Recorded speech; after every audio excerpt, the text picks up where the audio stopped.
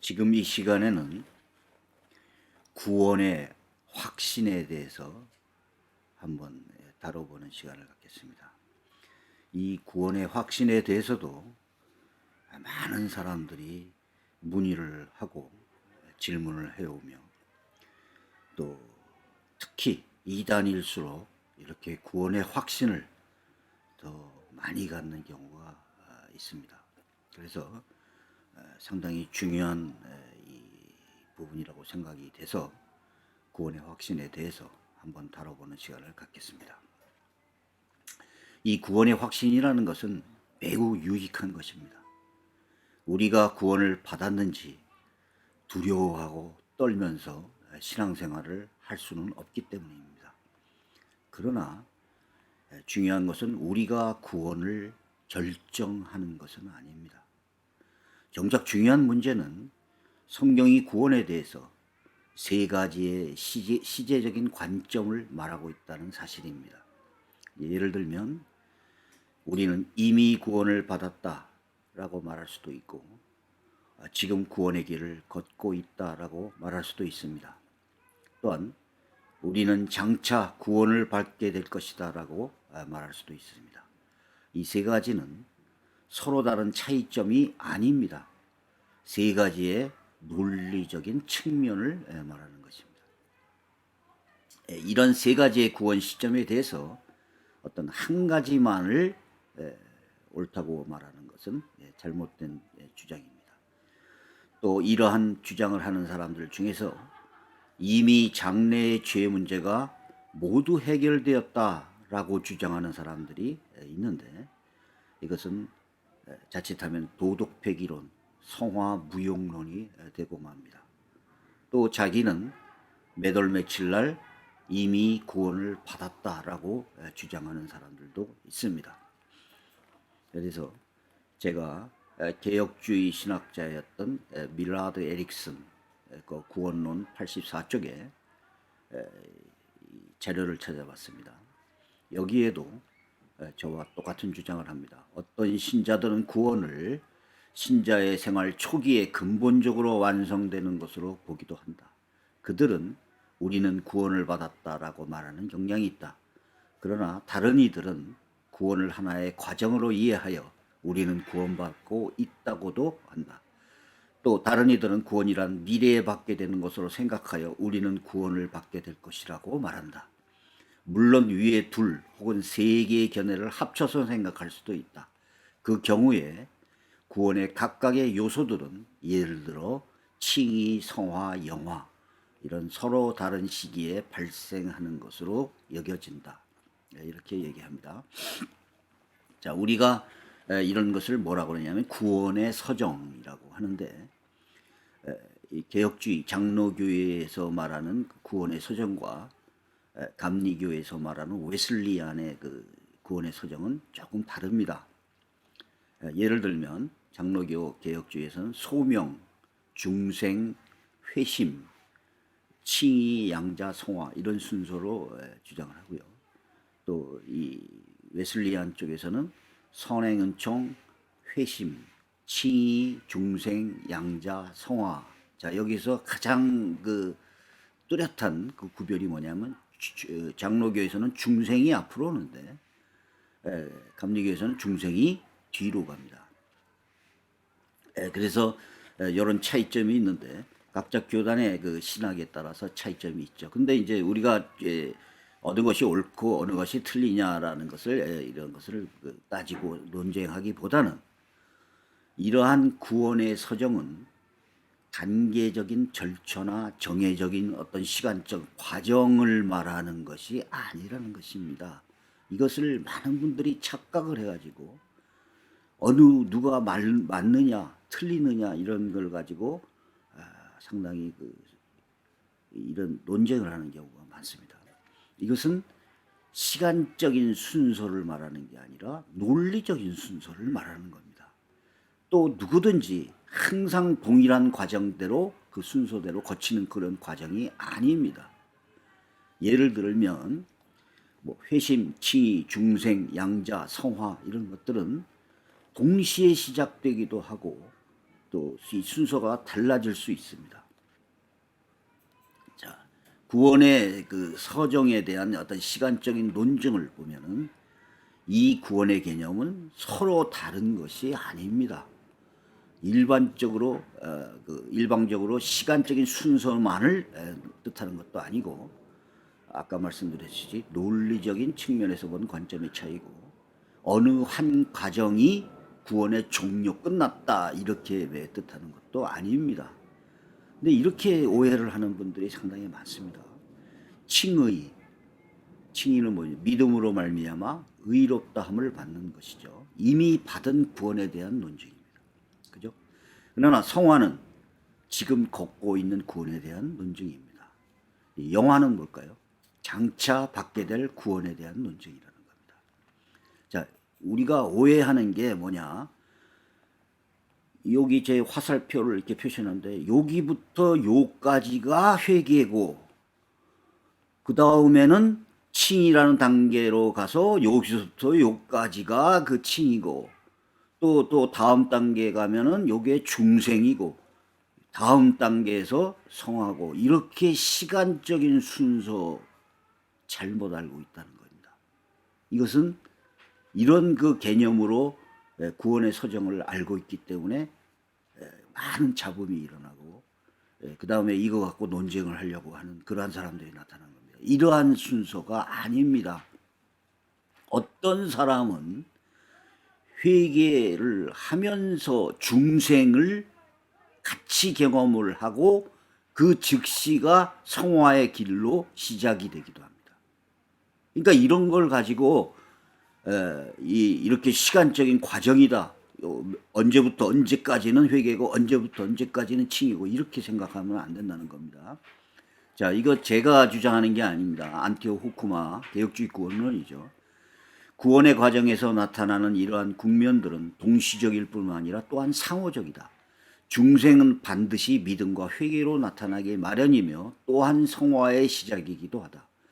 믿음은 칭의가 수반되는 축복들을 소유케 하는 수단으로서, 또한 성화에서 진전을 가리게 하는 수단으로, 그리고 그리스도와 교제에서 인내케 하는 수단으로 그리스도인의 삶의 일생에 걸쳐서 필수적이다. 계속됩니다. 사실상 중생은, 거듭남은 이미 견인을 내포하고 있다. 즉 새 생명의 잉태와 함께 갖게 된 새로운 삶은 결코 잊어버릴 수가 없을 것이다. 진정으로 돌이키고서는 믿음에서 인내치 못하는 것이 있을 수 없듯이 성화 없는 칭이 또한 있을 수 없는 것이다.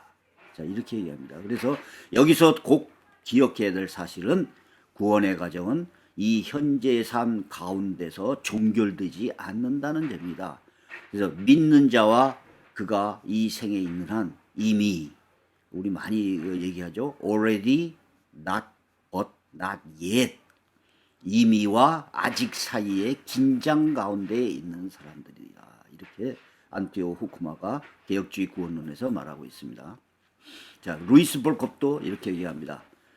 성경은 과연 구원의 순서를 명확히 지시하고 있는가라는 문제가 일어날 수 있다.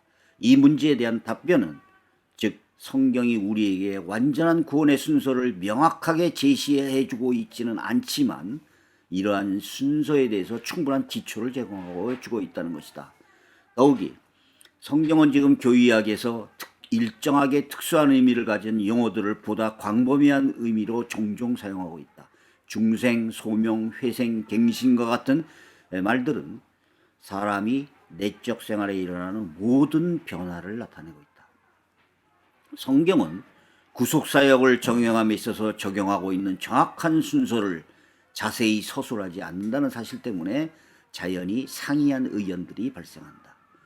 자, 사실상 교회들은 구원의 순서에 대해서 일치하지 않고 있다. 또 교회뿐만이 아니라 개인에 대해서도 이런 순서는 일치되지 않습니다.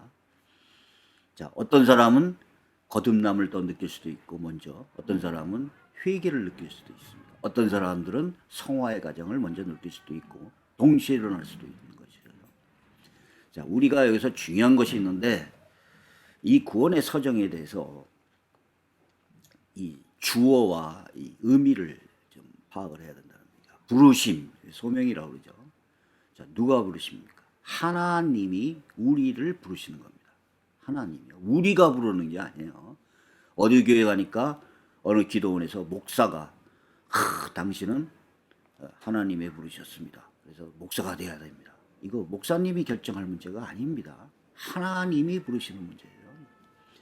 회개는 뭡니까? 회개. 예수 그리스도 십자가의 대속으로 말미암아 우리가 회개하는 겁니다. 주어는 우리의 성도가 돼요. 믿음은 뭡니까? 자, 믿음은 하나님의 선물이라고도 얘기합니다. 믿음은 하나님의 은혜로 말미암아 우리가 사람이 믿는 겁니다. 하나님이 믿어주는 게 아니에요. 의롭다 하심 칭의 하나님이 믿음으로 말미암아 의롭다 하시는 겁니다. 하나님이요. 자, 거듭남 중생 성령이 물과 성령으로 우리를 거듭나게 하시는 겁니다. 성령이요. 그럼 성화는 뭡니까? 성화는 자, 이것도 오해하는 분들이 많아요. 어떤 분들은 성령만의 사역이다. 아닙니다. 그렇게 얘기하면 안 돼요. 개혁주의도 똑같습니다. 성령과 사람의 공동 사역입니다. 다시 말해서 우리는 아무 노력도 필요 없는데 성령이 우리를 성화, 거룩하게 만든다. 이게 아닙니다. 우리도 노력해야 돼요. 그래서 성령과 사람의 공동 사역이라고 말합니다. 구원은 뭡니까? 하나님이 우리를 구원하시는 겁니다. 우리가 구원하는 게 아니에요. 목사님이 구원하는 거 아닙니다. 하나님이 우리를 구원하시는 겁니다. 그래서 각 구원의 서정은 논리적인 개념이고 또 이 주어가 달라요. 이거를 어떤 시간적으로 단계적으로 이렇게 거친다라고 생각하기 때문에 많은 오해들이 일어나는 것입니다. 자, 구원의 시제는 뭡니까?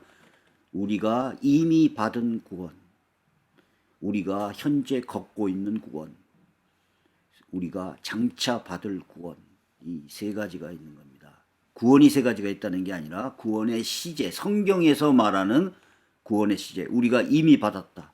우리가 지금 구원을 걷고 있다. 우리가 장차 구원을 받을 것이다. 라고 성령이 그렇게 말합니다. 그래서 우리는 이것은 already, but not yet 이렇게도 얘기하죠. 이미, 그러나 아직은 아니다. 또 즉각적인 구원과 점진적인 구원으로 설명하는 분도 있습니다. 자, 믿음은 항상 현재 진행적입니다. 그러므로 이제 now입니다. 그리스도 예수 안에 있는 자에겐 결코 정죄함이 없나니 이것을 무슨 뜻이냐? 내가 지금 예수 그리스도를 진심으로 올바르게 믿고 있다. 예수 그리스도 안에 있다. 나는 정죄받지 않는다는 겁니다. 자, 이것을 잘못 착각을 해서 나는 10년 전에 예수를 믿었다. 그러므로 내가 지금 어떤 일을 할지도 내가 지금 심지어 불교를 믿고 있거나 내가 심지어 이단에 빠져도 나는 이미 구원받았다. 이런 것은 있을 수가 없습니다. 믿음은 반드시 현재 진행적으로 돼야 됩니다. 또 어떤 사람은 이렇게 합니다. 나는 10년 뒤에 예수를 믿을 것이다. 이 사람은 구원받았을까요? 안 받았을까요? 구원받지 못했습니다. 그러니까 믿음은 항상 현행주의이고 구원의 시제는 세 가지를 다 표현할 수 있습니다. 자, 믿음은 시간적 커트라인이 아닙니다. 내가 어저께까지 내가 예수를 믿었습니다. 예수를 내가 계속 믿었는데 뭐 모태신앙이라고도 하고 뭐 내가 며칠 몇 시에 탁 믿음을 구원을 받았다. 이런 뜻이 아닙니다. 믿음은 커트라인이 아니라는 거죠. 성장하는 겁니다. 믿음. 로마서 14장 믿음이 연약한 자를 너희가 받되 그의 의견을 비판하지 말라. 그 이유가 뭘까요? 믿음이 연약한 자를 비판하지 않는 이유가 뭡니까? 이 사람들은 믿음이 자라나고 있기 때문입니다. 에베소서 4장 13절 우리가 다 하나님의 아들을 믿는 것과 아는 일에 하나가 되어 온전한 사람을 이루어 그리스도의 장성한 분량이 충만한 데까지 이르리니 자, 이것을 나는 몇 년도 몇 월 며칠 몇 시에 구원을 받았다.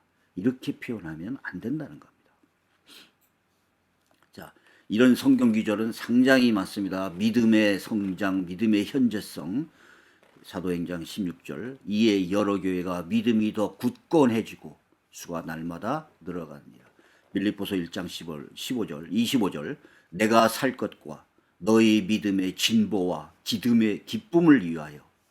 고린도 후서 10장 15절 오직 너희 믿음이 자랄수록 우리의 규범을 따라 너희 가운데서 더욱 풍성하여지기를 바라노라. 데살로니가 후서 이것이 당연하면 너희의 믿음이 더욱 자라고 너희가 다 각기 서로 사랑함이 풍성함이니.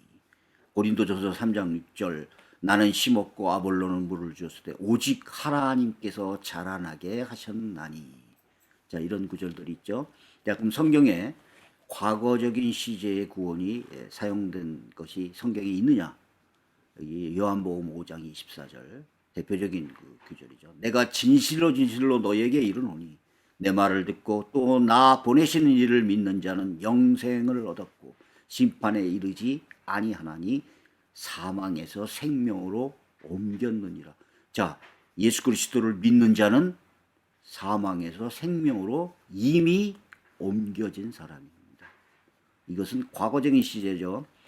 자, 이런 내용이 성경에 많이 있습니다. 골로새서 1장 13절 그가 우리를 흑암의 권세에서 건져내사 그의 사랑의 아들 나라로 옮기셨으니 이렇게 그 아들 안에서 우리가 구속고 죄사함을 얻었도다. 예배소서 1장 13절 그 안에서 너희도 진리의 말씀 곧 너희의 구원의 복음을 듣고 그 안에서 또한 믿어 약속의 성령으로 인치심을 받았나니. 자, 이런 성경 구절들이 상당히 맞습니다. 자, 여기 예배소서 2장에도 허물로 죽은 우리를 그리스도와 함께 살리셨고 너희는 은혜로 구원을 받은 것이라. 자, 이런 것도 나오시죠. 자, 이런 구절들은 상당히 맞습니다. 특히 칭의의 개념들 그리스도 예수 안에 있는 속량으로 말미암아 하나님의 은혜로 값없이 의롭다 하심을 얻은 자 되었느니라. 뭐 이런 또 요한복음 3장 같은 데 보시면 저를 믿는 자는 심판을 받지 아니하는 것이요 믿지 아니하는 자는 하나님의 독생자의 이름을 믿지 아니하므로 벌써 심판을 받은 것입니다. 자, 이런 구절도 있죠. 그럼 성경에는 현재적인 시제의 구원도 있습니다. 자, 빌립보서 2장 그러므로 나의 사랑하는 자들아 너희가 나 있을 때뿐 아니라 더욱 지금 나 없을 때도 항상 복종하고 두렵고 떨림으로 너희 구원을 이루라. 워크아웃하라는 현재 동사가 사용됐습니다.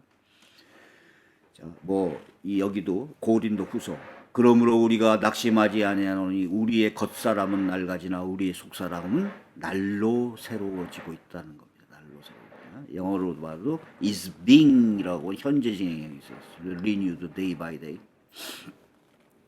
자, 이렇게 베드로전서 갓난아이들 같이 순전하고 신령한 젖을 사모하라. 이는 이로 말미암아 너희를 구원에 이르도록 자라게 하려 합니다. 자, 이렇게 현재적인 의미의 그 구원이 사용하고 있다는 겁니다. 그럼 장래적인 시제의 구원이 또 있습니까? 있습니다. 그러면 이제 우리가 그 피로 인하여 의롭다함을 얻었은즉, 자, 의롭다함을 칭의죠. 더욱 그로 말미암아 진노하심에서 구원을 얻을 것이니. 로마서 5장. 자, 여기 베드로전서 1장 9절 믿음의 결국 곧 영혼의 구원을 받음이라. 자, 데살로니가 5장 평강의 하나님이 친히 너희로 온전히 거룩하게 하시고 너희 온 영과 혼과 몸이 우리 주 예수 그리스도로 강림하실 때 흠없게 보존되기를 원하노라. 자, 빌립보서 그러나 우리의 시민권은 하늘에 있는지라 거기로부터 구원하는 자 곧 예수 그리스도를 기다리니. 이런 성경 구절도 있죠. 그래서 로마서 13장 이제 우리의 구원이 처음 믿을 때보다 가까웠습니다. 이런 구절도 있습니다. 자, 이런 성경 구절들이 수없이 많아요.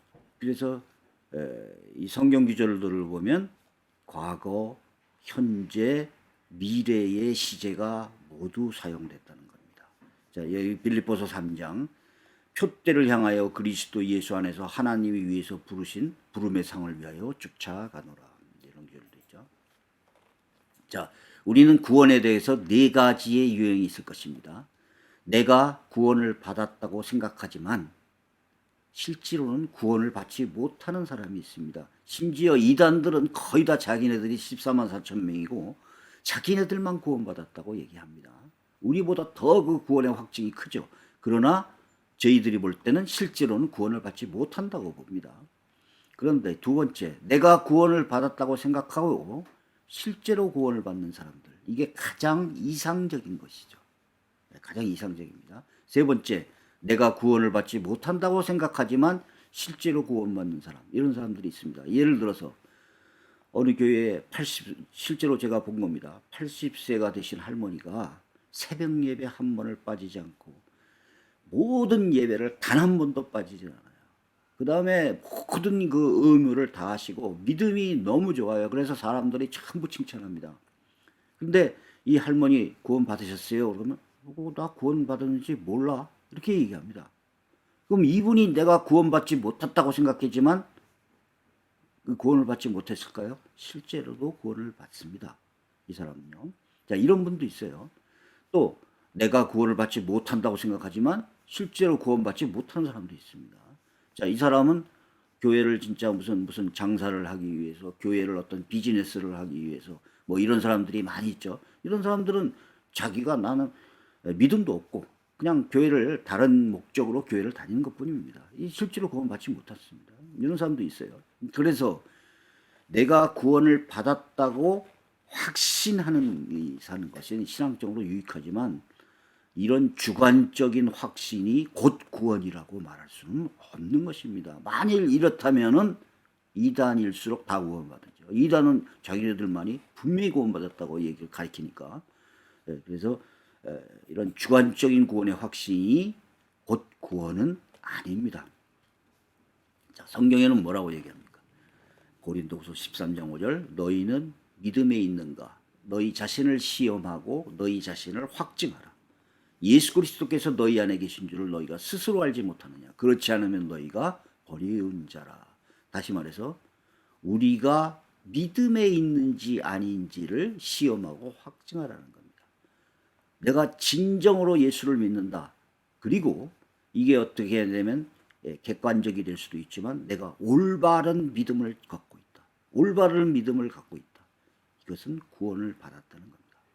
그래서 우리의 구원은 올바른 믿음, 그 다음에 나의 진정한 믿음, 이런 믿음의 현재성, 믿음의 지속성, 이런 것으로 구원을 받는다는 거예요. 믿음으로 확증을 할 수 있다는 것이죠.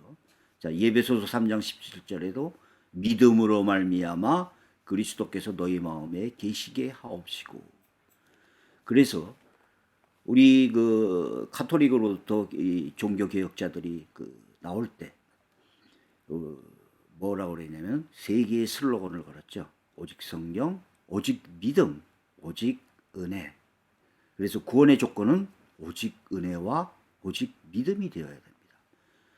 자, 데살로니가 후서 2장 13절에도 보면 하나님이 처음부터 너희를 택하사 성령에 거룩하게 하심과 진리를 믿음으로 구원을 받게 하심이니. 디모데후서 3장 15절, 자, 네가 어려서부터 성령을 알았나니 성령은 능히 너로 하여금 그리스도 예수 안에 있는 믿음으로 말미암아 구원에 이르는 지혜가 있게 하느니라. 요한복음 20장, 믿음 없는 자가 되지 말고 믿는 자가 되라. 무지무지하게 많습니다. 성경에는 믿음으로 구원을 받는다는 성경이 너무나 많습니다. 또 우리 기독교가 개신교가 시작할 때 슬로건 자체가 오직 믿음과 오직 은혜였습니다. 그래서 올바른 믿음도 없으면고 잘못된 믿음을 갖고 또 믿음을 제대로 믿지도 않으면서 내가 구원받았다라는 확신만 가지고 구원을 받은 것은 절대로 아니라는 것이죠. 제가 지금 이걸 말하는 겁니다. 자, 이 성경 구절을 계속 뭐 어떤 사람들은 믿음에서 떠나 뭐 나오죠. 이런 성경 구절들이 수없이 많이 나옵니다. 자, 그래서 하나님이 구원하기로 작정한 성도, 예정한 성도, 이 사람들도 성령이 내주하는 신실한 믿음의 성도들은 구원의 취소가 되지 않습니다. 분명하죠. 하나님이 우리 성도들에게 성령을 주신 목적이 바로 뭐냐? 그 성령은 우리를 구원으로 인도하고 보증하기 위해. 그러나 교회를 다니는 교인, 주관적으로 기독교인이라고 칭하는 사람, 또 신자라고 하는 사람, 이런 사람들은 믿음에서 탈락될 수 있습니다. 단회적인 믿음이나 어떤 깨달음으로 구원을 받았다고 말할 수도 없습니다. 다시 말하여 기독교인이라고 하여 장래 죄 문제가 이미 모두 해결됐다. 그래서 자기의 주관적인 나는 구원받았습니다. 몇 년도 몇 월 며칠 구원받았습니다. 나는 어떠한 것을 행위를 하여도 징계만 받을 뿐 이미 구원받았습니다. 라고 말하는 것은 도덕백이론, 성화무용론이 될 수도 있다는 겁니다. 자, 우리는 몇 월 며칠 자전거를 타기 시작했다. 이거 시간을 알 필요가 있습니까? 필요 없어요. 우리가 그 시간을 알아야만 자전거 타는 것은 아닙니다. 우리는 자전거를 탈 줄 안다는 그 사실, 그것이 중요한 것입니다. 자, 깨달으면 거듭났고, 어떤 사람들은 어떤 교리를 깨달으면 나는 구원받았다, 거듭났다. 자, 성경은 뭐라고 말할까요? 로마서 3장 10장 11절 기록된 바 의인은 없나니 하나도 없으며 깨닫는 자도 없고 하나님을 찾는 자도 없고. 자, 인간은 모두 타락한 죄인입니다. 스스로 깨닫는 자도 없고 하나님을 찾는 자도 없습니다. 그래서 오직 믿음과 오직 은혜가 필요한 것이죠. 언제 깨달았느냐가 문제가 아니고, 자, 이 깨닫는 것은 하나의 신앙의 시작에 불과합니다. 신앙의 시작. 그것도 올바른 믿음을 깨달아야 됩니다. 무엇을 어떻게 깨달았으며 믿음을 지속할 것인가가 더 중요한 것이라는 것이죠. 내가 10년 전에 예수를 믿고 교회를 다녔고 모태신앙이었어도 내가 지금 예수를 믿지 않는다. 이 사람은 구원받지 못합니다. 그래서 자, 이것은 제 주장이 아니죠. 또 다시 한번 신학을 인용하겠습니다. R.C. 스프룰이라고 하는, 정말 그렇게 믿습니까? 라고 하는 책을 쓴 그 개혁주의 신학자입니다. 크리스찬이 된 날과 때를 기억하는 많은 사람들은 그것을 꼭 집어서 말할 수 없는 사람들을 의심스럽게 바라본다. 그러나 믿을 만한 기독교 가정과 교회에서 태어난 사람들에게 후자의 경우는 흔하다. 중생하는 것과 중생을 인식하는 것은 동일한 일이 아니다. 중생은 하나님의 객관적인 행위다. 중생을 인식하는 것은 중생한 자의 주관적 반응이다. 분명 중생은 결정적인 사건이지만 성경 어느 곳에서도 사람에게 즉각 성령님을 인식하라고 요구하는 데는 없다. 자신의 경험을 기독교 공용 정체의 표준으로 삼으려고 하는 사람들은 큰 해악을 초래할 수도 있다는 겁니다. 신령한 관점에서 중요한 것은 사람이 회심한 때가 아니라 사람이 회심했다는 사실이다. 자, 이렇게 얘기하는 거죠. 사람들은 항상 이런 경우가 많습니다. 자기의 개인적인 체험, 개인적인 간증, 이런 거를 가지고 그것을 구원의 조건으로 자꾸 얘기를 한다는 거죠. 그러면 안 된다는 겁니다. 또 어떤 사람들은 뭐라고 그럽니까? 내가 방언을 할 줄 알므로, 내가 방언을 받았으므로 그것이 가시적인 성령의 은사다. 그래서 내가 방언을 할 줄 안다는 것은 곧 성령이 내주하는 것이다. 이것을 구원의 확증이라고 말하는 사람들도 있습니다. 자, 은사는 지체마다 받은 것이 다양하며 비가시적인 은사도 있고 거짓 은사도 있고 뭐 많이 있습니다. 이것을 전부 성경적인 중생이라고 볼 수가 없습니다. 성령의 내주의 가장 중요한 목적은 구원의 인도와 보증이라는 것입니다. 또 혹가는 성령을 받는 것을 초능력을 갖는 것으로 착각하는 경우도 있습니다. 이러한 착각과 오해에 의한 중생은 실제 거듭남이 아니라고 볼까. 자, 어떤 사람들은 집회를 열어가지고 병을 고치고 예언을 하고 귀신을 쫓아내는 이런 집회를 하면서 오늘날 이 자리에 성령이 임했습니다라고 얘기합니다. 그러면 그 강사에 의해서 성령이 임하는 겁니까? 뭐 조금만 더 뭐 이렇게 하는 사람까지 있어요. 이렇게 해서 성령을 받는 것이 아닙니다. 이것은. 그러니까 이렇게 집회를 통해서 무슨 방언을 위해서 또 내가 무슨 초능력을 하고 이런 것 때문에 은사를 내가 받기 때문에 성령을 내주한다. 이런 주장은 있을 수가 없는 중요합니다. 마지막으로 마틴 로이드 존스 목사의 얘기를 책을 한번 소개해 드리겠습니다. 중요한 것은 당신이 어떻게 하나님의 나라에 들어왔느냐 하는 것이 아니다. 중요한 것은 지금 당신이 그 나라에 들어와 있느냐 하는 것이다. 당신의 출생이 극적이고 흥분된 것이었느냐 아니면 조용히 알아차리지 못할 성질의 것이냐 하는 것은 중요한 것이 아니다. 우리는 성경 어느 곳에서도 당신이 정확한 순간을 대고 사용된 성구를 정확하게 인용하고 설교자의 성명을 말할 수 있어야 한다는 말을 발견하지 못한다. 이런 것들은 중요한 게 아니다. 중요한 것 단 한 가지는 당신이 하나님 나라에 들어와 있어야 한다는 것이다. 자, 우리가 하나님 나라에 들어와 있느냐 아니냐 이것이 중요한 것이지 이것을 어떤 자기의 주관적인 판단 또 어떤 외적인 판단 어떤 가시적인 어떤 판단에 의해서 내가 거듭났다 나는 이미 구원받았다라고 말하면 안 된다는 것입니다. 여기까지 하겠습니다.